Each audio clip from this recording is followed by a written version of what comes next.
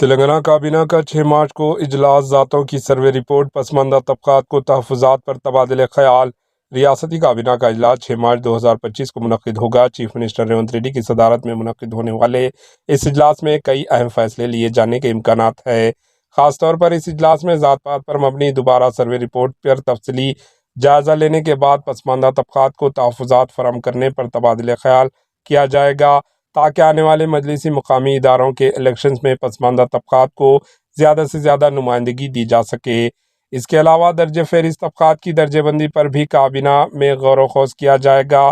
ریاست تلنگانہ میں فی الوقت نئے راشن کارڈز کی اجرائی کے لیے عوام سے درخواستیں موصول کی جا رہی ہے۔ ان درخواستوں کی عاجلانہ یکسوئی کرتے ہوئے ہر اہل خاندان کو نئے راشن کارڈ جاری کرنے کا فیصلہ کیا جائے گا۔ اس کے علاوہ نئے راشن کارڈز کیندروں کو راشن کا سامان سربراہ کرنے پر بھی فیصلہ لیا جائے گا۔ بتایا گیا ہے کہ 3 مارچ 2025 کو ریاست تلنگانہ میں قانون ساز کونسل MLC کے الیکشنز کا ضابطۂ اخلاق ختم ہونے والا ہے۔ اس کے پیش نظر کابینہ میں مختلف اہم امور پر تبادلہ خیال کرتے ہوئے فیصلے لیے جائیں گے۔ Bureau report AHN news.